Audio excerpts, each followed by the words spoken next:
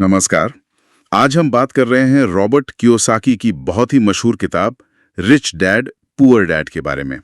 हमारे पास इसका एक हिंदी सारांश है और हम कोशिश करेंगे इसके जो मुख्य विचार हैं उनको समझने की, खासतौर पर अमीर और गरीब सोच का जो फर्क है और ये हमारी फाइनेंशियल लाइफ को कैसे बदल सकता है। देखेंगे कि कैसे दो पिताओं की अलग अलग सोच ने लेखक की जिंदगी को एक दिशा दी। हाँ, ये कहानी असल में दो बिल्कुल अलग नजरियों की है। एक तरफ है लेखक के अपने पिता, जिन्हें वो पुअर डैड कहते हैं। वो काफी पढ़े लिखे थे, सरकारी नौकरी में थे और उनकी सलाह थी कि भाई खूब पढ़ो, अच्छी नौकरी पाओ और पैसा बचाओ। अच्छा, और दूसरे थे उनके दोस्त के पिता, रिच डैड। वो सिर्फ 8वीं पास थे, लेकिन एक कामयाब कारोबारी थे। उनका कहना था बिजनेस सीखो, पैसे को समझो और सबसे जरूरी पैसे से अपने लिए काम करवाना सीखो। तो यहीं से वो बुनियादी फर्क शुरू होता है सोच का, है ना? यस, जिसके बारे में पूरी किताब बात करती है। यस, बिल्कुल। और यही फर्क हमें वित्तीय साक्षरता यानी फाइनेंशियल लिटरेसी की अहमियत बताता है। रिच डैड का ये मानना था कि हमारे स्कूल, कॉलेज हमें सब सिखाते हैं, पर पैसा मैनेज करना नहीं सिखाते हैं। और ये तो जिंदगी का शायद सबसे जरूरी सबक है। अमीर बनना है तो पैसे की समझ होनी ही चाहिए, सिर्फ कमाना काफी नहीं। हाँ, ये बात तो सोचने वाली है। मतलब सिर्फ मेहनत करके पैसा कमाना और बचाना शायद वो पूरा फॉर्मूला नहीं है। तो फिर रिच डैड के हिसाब से पैसे को संभालने की समझ ये शुरू कहाँ से होती है? मुझे लगता है यहीं वो एसेट्स और लायबिलिटीज वाली बात आती है। हाँ, बिल्कुल। और ये शायद इस किताब का सबसे अहम हिस्सा है, सबसे महत्वपूर्ण विचार। रिच डैड कहते थे कि अमीर लोग जो हैं वो एसेट्स जमा करते हैं। एसेट्स मतलब? एसेट्स यानी ऐसी चीजें जो आपकी जेब में पैसा डालें, जैसे मान लीजिए किराए पर दी हुई प्रॉपर्टी या स्टॉक्स, बॉन्ड्स या फिर आपका अपना बिजनेस। जी। जबकि जो गरीब और मिडिल क्लास है वो अक्सर लाइबिलिटीज खरीदते हैं। लायबिलिटीज? हाँ। अच्छा, वो क्या है फिर? लाइबिलिटीज मतलब वो चीजें जो आपकी जेब से पैसा निकालती रहें, जैसे कार की ईएमआई भर रहे हैं या घर का बड़ा लोन चुका रहे हैं, क्रेडिट कार्ड का कर्ज है। और दिक्कत ये है कि कई बार लोग इन्हें ही एसेट समझ लेते हैं। ओह, ये तो बड़ा फर्क है। लेकिन जैसे एक आम इंसान है जिसकी कमाई का बड़ा हिस्सा तो जरूरतों में, खर्चों में चला जाता है, उसके लिए ये असली एसेट्स बनाना शुरू करना ये कितना प्रैक्टिकल है?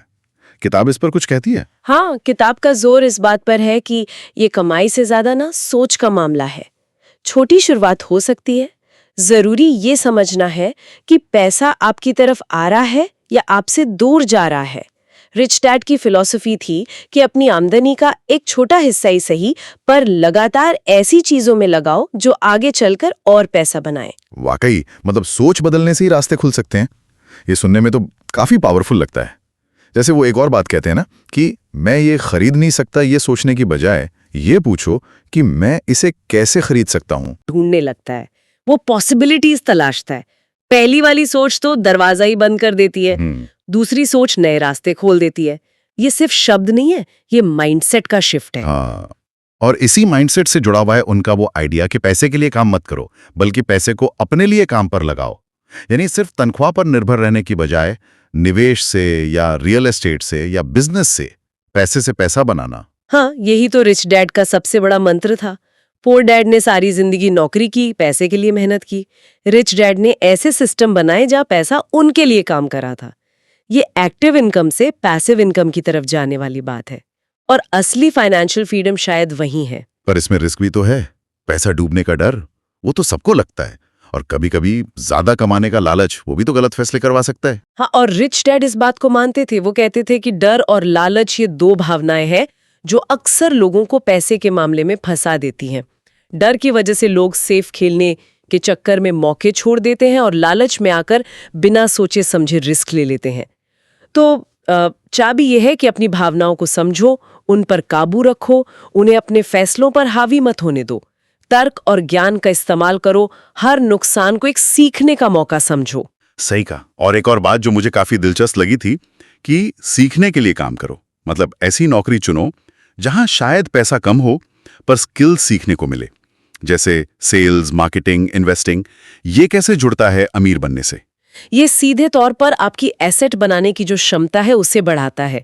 रिच डैड के हिसाब से अगर आप सेल्स सीखते हैं तो आप बेहतर मोलभाव कर पाते हैं, मार्केटिंग जानते हैं तो अपने आइडिया या बिजनेस को बेच पाते हैं, और अगर निवेश समझते हैं तो सही मौके पहचान पाते हैं। यही स्किल्स आपको आगे चलकर अपनी एसेट बनाने या अपना बिजनेस खड़ा करने में मदद करते हैं। तरफ इशारा करते हैं, मतलब नौकरी को बस एक टेम्पररी चीज समझना। हाँ, किताब के नजरिए से देखें तो ऐसा ही है। रिच डैड नौकरी को एक तरह से लंबे समय की आर्थिक समस्या का एक छोटा अस्थायी समाधान मानते थे। उनका जोर हमेशा अपना खुद का ऐसा सिस्टम बनाने पर था जो एसेट्स जनरेट करे, पैसा लाए, भले ही वो शुरुआत में एक साइड बिजनेस ही क्यों ना हो। तो कुल मिलाकर रिच डैड पुअर डैड सिर्फ पैसे कमाने के टिप्स नहीं दे रही, ये तो पूरी सोच बदलने की बात कर रही है। फाइनेंशियल लिटरेसी, एसेट्स और लायबिलिटीज का वो बारीक फर्क समझना, अपनी भावनाओं को मैनेज करना और लगातार सीखते रहना, लगता है यही वो चाबियां हैं जिनकी बात किताब करती है। बिल्कुल।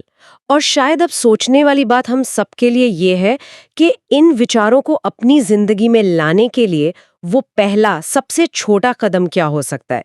क्या कोई ऐसी छोटी सी एसेट है जिसे बनाने या जिसे हासिल करने की तरफ आज से ही, अभी से ही कुछ शुरू किया जा सकता है, चाहे वो बस अपनी जानकारी बढ़ाना ही क्यों ना हो। कहानी अगर अच्छी लगी हो तो प्लीज़ हमारे चैनल को सब्सक्राइब कर लीजिए और बेल आइकन को प्रेस कर लीजिए ताकि हमारे जो भी नए वीडियो हो आपको सबसे पहले दिखे।